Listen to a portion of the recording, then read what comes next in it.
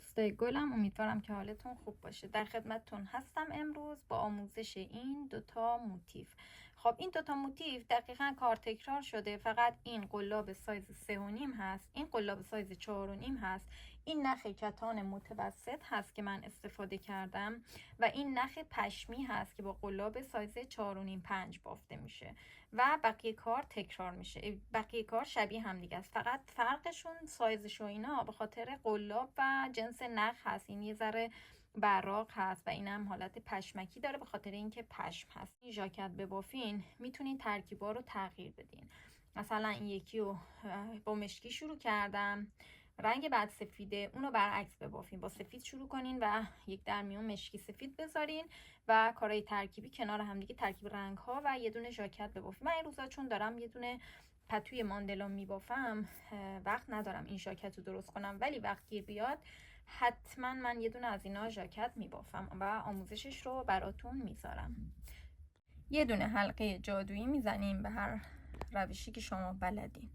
من خودم همیشه ترجیح میدم به جای حلقه جادویی 3 تا 4 تا زنجیره بزنم و اونا رو به هم وصل کنم، چون اینجوری دیگه احتمال اینکه اون حلقه باز بشه خیلی اصلا نیسته. ولی برای حلقه جادویی وقتی که یه لباس با حلقه جادویی بعد این مدت این حلقه باز میشه، نه همشون ولی بعضی از موتیفاشون باز شده بود. مال من یه دونه ژاکت بافته بودم، به خاطر همین من به جای حلقه جادویی ترجیح میدم زنجیره بزنم.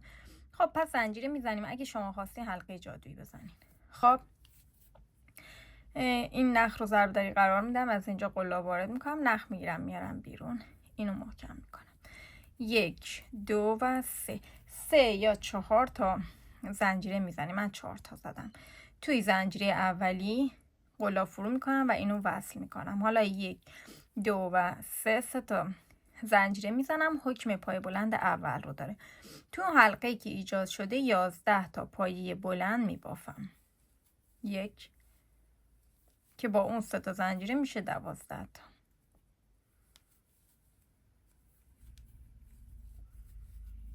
3 4 5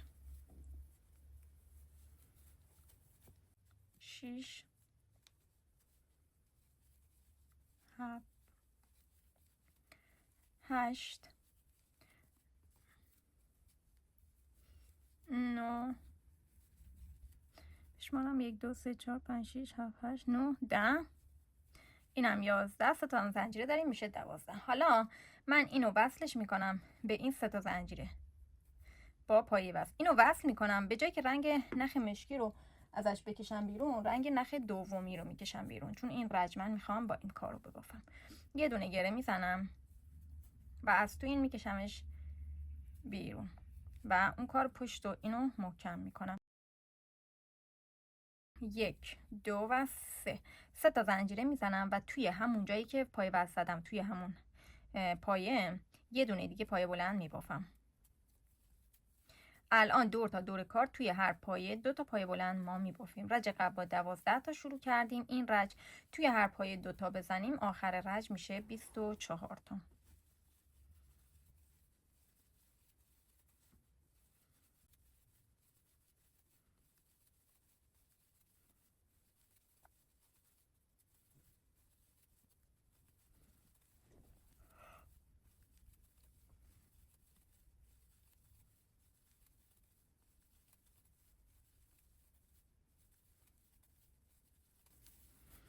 خب توی هر کدوم اینا 2 تا بافتم.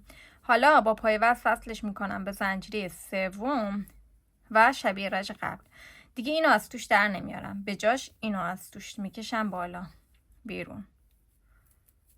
1 و از تو اینم آوردم بیرون و این نخو محکم میکنم. حالا 1 2 تا زنجیره میزنم. این 2 زنجیره حکم هیچ چیز نداره، اصلا پای بلندی برای ما محسوب نمیشه. حالا میخوام توی همون 2 رج قبل دقیقا زیر این میخوام اینجا توی همون پایه بود که ما پایه وصل زده بودیم 2 رج قبل، میخوام همونجا میشه اینجا بوده یه دونه پایه بلند ببافم به این صورت. بعد که یه پایه بلند بافتم توی پایه بعدی 2 تا پایه کوتاه میبافم الان رو پایه بعدی برمیگردم رج قبل توی دقیقا همون جایی که غلاف فرو کردم رج قبل رو زدم، یه پایه بلند روی این میبافم. یکم میکشم کارم جمع نشه، پایه بلندم پایه‌شو کشیدم کارم جمع نشه. خب حالا این پایه رو بافتم، باید برم پایه بعدیش. تو پایه بعدی 2 تا پایه کوتاه میبافم، کار داره تکرار میشه تا آخر رج. دوباره الان توی این پایه دقیقا همون جایی که غلاف فرو کردیم رج قبل فرو میکنیم، اینجا نخ میگیرم میارم بیرون، اینو میکشیم که کار جمع نشه. اینو کشیدم حلقشو به این صورت، پایه بلند بافتم. حالا توی پایه بعدی 2 تا پایه کوتاه میبافم. الان بعدی این پایه بلنده رو میبافم، پایه بلنده رو میکشم کارم جمع نشه. دوباره پایه بعدی 2 تا پایه کوتاه میبافم. کار تا آخر رج به همین صورت میبافیم.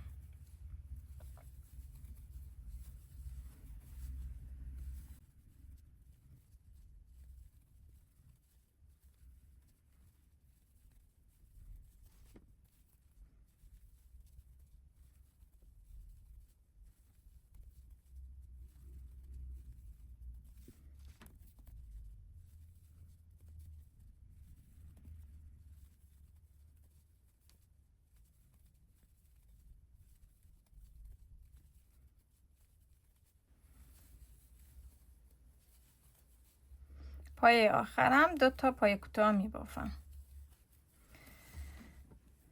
خب الان 1 2 3 4 5 6 7 8 9 10 11 12 تا ما پایه بلند داریم که بین این پایه بلندا 2 تا هم ما 2 تا هم پایه کوتاه داریم که یعنی رجمون 36 تا میشه. 3 12 36 تا.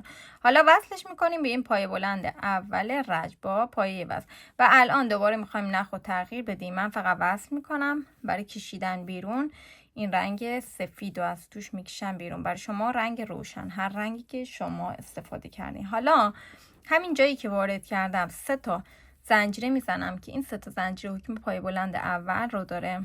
2 تای دیگه زنجیره میزنم، 3 تای دیگه زنجیره میزنم. این 3 تا میشه فضای بین این پایه بلند و پایه بلند بعدی که تو همین پایه میزنیم که داریم بافت هفتی یا وی میزنیم. توی همین پایه بلند میبافم. این میشه بافت وی. حالا میرم داخل پایه بعدی 2 تا راه میکنم، دقیقاً میرم تو پایه بعدی، باز اینجا بافت وی میزنم، یعنی یه پایه بلند، 3 زنجیره و یه پایه بلند. 2 تا راه میکنم میرم رو اون پایه بلند رج قبل، 2 تا پایه کوتاه راه میشم، 3 تا زنجیره توی همون خونه یه دونه پایه بلند. دوباره 2 تا پایه کوتاه راه رو سر پایه بلند بعدی، یه پایه بلند، 3 تا زنجیره، یه پایه بلند میزنیم. 2 تا پایه کوتاه رها رو سر پایه بلند بعدی، یه پایه بلند، 3 تا زنجیره، یه پایه بلند میبافیم. تا آخر رج کارم رو به همین صورت تکرار میکنم.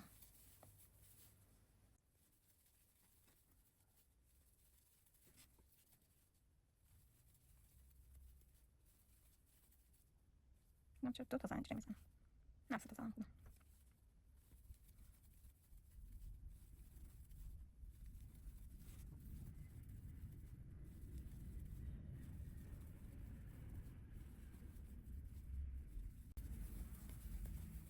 تا 3 تا توی همون باز میزنم و به این صورت. این از رج ما یه ذره حالت گشادک شده، این مشکلی نیسته چون رج بعد روش میبافیم کار درست میشه.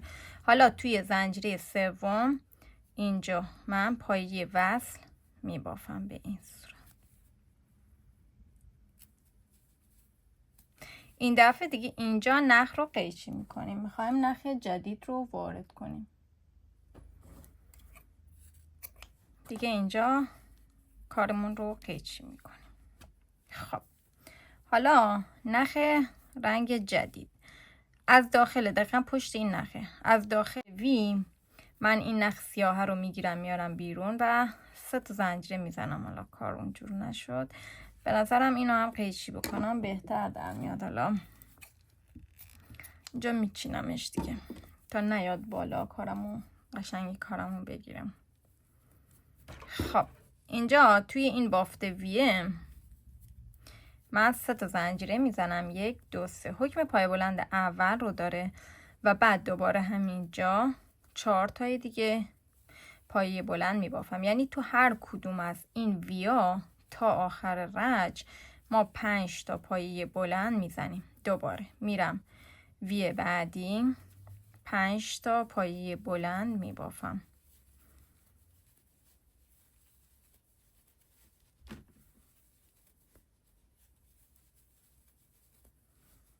وی بعدی و 5 تا پایه بلند میبافم.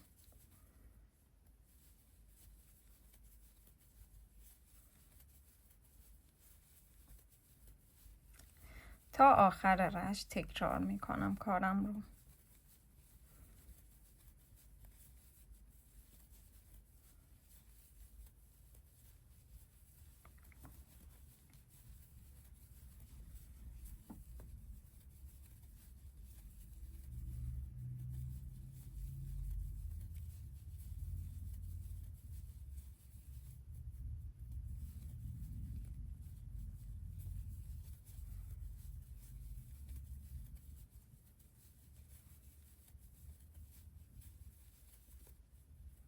خب این رج هم بافتم، به آخر رج رسیدم. حالا وصلش میکنم به زنجیره سوم و یه زنجیره میزنم و این نخ رو الان باز قیچی میکنم.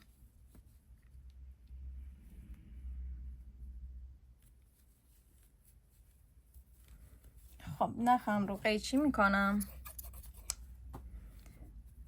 دوباره الان نخ رنگ سفیدم رو، کار من پشمیه که دارم میبافم، نخ رنگ سفیدم رو وارد میکنم. خب الان تا الان گرد بوده، الان میخوایم مربع بشه موتیف مربع. یه گره میزنم به این صورت و کارم رو توی 1 2 3 ما 5 تا پایه بلند بافتیم. توی پایه سوم یعنی وسطی نخم رو وصل میکنم، 1 2 3 تا زنجیره میزنم. حکم پایه بلند اول رو داره. 2 تای دیگه زنجیره میزنم، ببخشید 2 تای دیگه پایه بلند میزنم، 2 تا زنجیره و 3 تا پایه بلند توی همون پایه.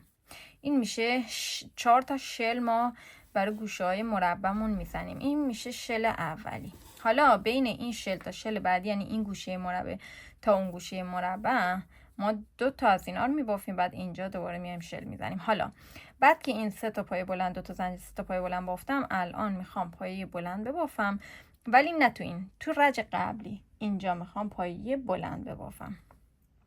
قلاب فرو میکنم اینجا، این نخو میگیرم میارم بیرون. اینجا کارو جمع میکنم. این رج گفتم کارتون جمع نشه، اینجوری پایه بلند و پایه‌شو بکشیم بالا که کار جمع نشه، ولی اینجا نه. اینجا من میخوام کارمو جمع کنم. ببینید به این صورت کارم رو جمع کردم. الان 2 تا زنجیره میزنم، 1 2 میرم رو پایه سوم، پایه کوتاه میبافم. 2 تا زنجیره میزنم و دوباره یه پایه بلند اینجا میبافم که پایه من همون جور جمع میکنم، یعنی اینجوری که این تیکه ها به هم بچسبن به این صورت، چون میخوام حالت قلب بشه. دوباره 2 تا زنجیره میزنم، 1 2 میرم روی پایه سوم، یه پایه کوتاه میبافم، 1 2 2 تا زنجیره میزنم، میام روی این دوباره و این بافتو تکرار میکنم. خب الان این دوتا رو بافتم. الان اینجا دوباره میخوام شل بزنم، یعنی اینجا ببخشید 1 2 2 تا میزنم، میام 1 2 3 رو پایه سوم، 3 تا پایه بلند، 1 2 و 3، 2 تا زنجیره و 3 تا دیگه پایه بلند همینجا میبافم، 1 2 و اینم 3. حالا دوباره میام اینجا پایه بلند میبافم، اینجا 2 تا زنجیره میزنم، میرم روی پایه سوم تو این سیاه ها، یه پایه کوتاه، 2 تا زنجیره، الان اینجا پایه بلند، دوباره 2 تا زنجیره، 1 2 3 رو سر پایه سوم پایه کوتاه، 2 تا زنجیره، اینجا پایه بلند. دوباره میخوام شل بزنم. گوشه سوم مربع. دوباره اینجا 1 2 3 رو پایه سوم 3 تا پایه بلند، 2 تا زنجیره، 3 تا پایه بلند میبافم. 3 تا پایه بلند، 2 تا زنجیره و 3 تا دیگه پایه بلند اینجا میبافم. حالا 2 تا زنجیره میزنم و دوباره اینجا پایه بلند رو میبافم تو اون سفیدا، اون راجع قبل. دوباره 2 تا زنجیره میزنم، 1 2 میام روی پایه سوم پایه کوتاه، 2 تا زنجیره میام روی این پایه بلند میبافم. دوباره 1 2 2 تا زنجیره پایه کوتاه اینجا، 2 تا زنجیره اینجا پایه بلند. الان چهارمین شل یعنی چهارمین گوشه مربعمو میبافم روی 1 2 3 روی پایه سوم 3 تا پایه بلند، 2 تا زنجیره و 3 تا پایه بلند میبافم. 1 2 و اینم 3. حالا میام توی این دوباره پایه بلند، 2 تا زنجیره رو فراموش نکنیم. 2 تا زنجیره 1 2 اینجا پایه بلند، 2 تا زنجیره رو پایه سوم پایه کوتاه، 2 تا زنجیره پایه بلند رو سفیدا، 2 تا زنجیره رو پایه سوم پایه کوتاه، 2 تا زنجیره و اینجا پایه بلند. حالا کار رو وصل میکنم به پایه اولی. از پشت قلاب وارد میکنم. قلاب سایز ریستر میارم که کارم خب میشه پایه سومی. این میشه این.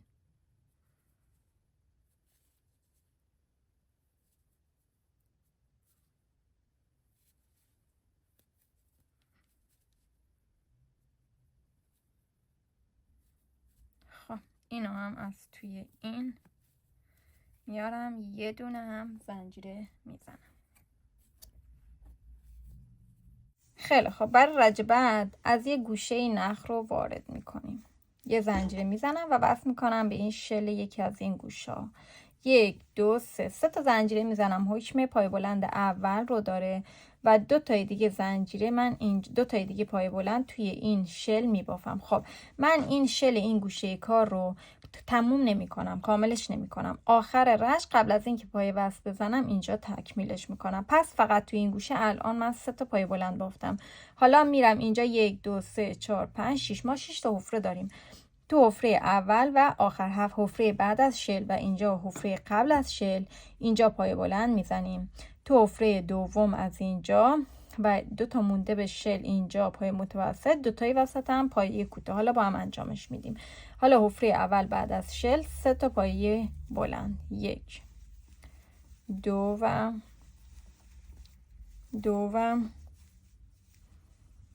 3. حفره بعدش 3 تا پایه متوسط، 1 2 و 3. حفره بعدی 3 تا پایه کوتاه،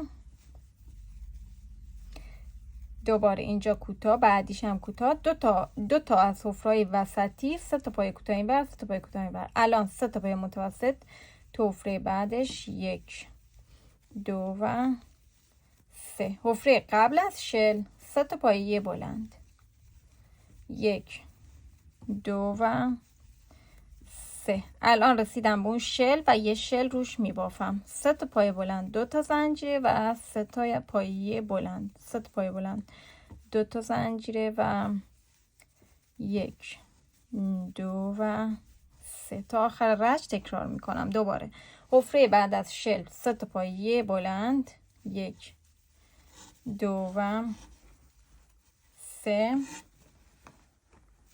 حفره بعدش 3 تا پایه متوسط، 1 2 و 3. حفره بعدش 3 تا پایه کوتاه، 1 2 و 3. بعدی 3 تا پایه کوتاه، 1 2 و 3. حالا بعدی اینجا میشه حفره بعدش 3 تا پایه متوسط، 1 2 و 3. حالا حفره بعدش 3 تا پایه بلند، 1 2 و 3. حالا توی شل میبافیم.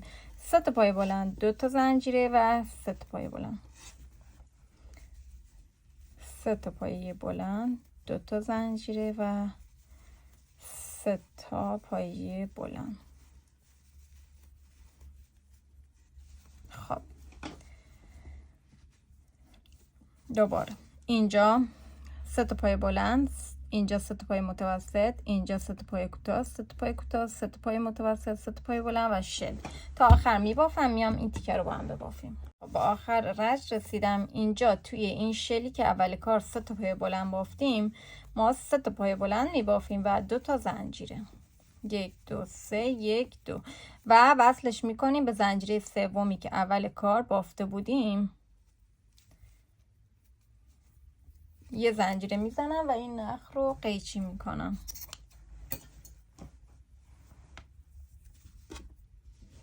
خب اینم کار من. الان باید اینو بذارم توی اون دستگاهه. حالا من فعلا هم یه دونه رو بافتم دیگه، اونم که قشنگ تنظیمش میکنه یا هم با اتوی بخار اینو اتوش میکنیم. حالا من عکسشو میذارم روی ویدیو. به همین صورت هست کار. این کار خیلی خوشگل هست. شما میتونید با ژاکت های خوشگلی ببافید. حالا گفتم من وقت کنم حتما یه دونشو درست میکنم. این روزا باید پتوی ماندلامو ببافم. این 14 سانتی متر هست. از این ور تا این ورم 14 سانتی متر هستش که بخواین ژاکت ببافینم، چون موتیفمون بزرگ هست خیلی زود کار درست میشه. و برای ترکیب بخواین ژاکت ببافین میتونید ترکیبی کار کنیم. مثلا اینجا که من مشکی زدم، با مشکی شروع کردم، شما ترکیبی کار کنین، موتیف بعدی رو با سفید شروع کنین، رج بعد مشکی برعکس این بزنید و اینا رو کنار همدیگه قرار بدین. کار خیلی خوشگل میشه. خیلی خوب دوستان، امیدوارم که دوستش داشته باشین. اگه دوست داشتین منو هم لایک و سابسکرایب کنین. خیلی ممنونم ازتون. خداحافظ.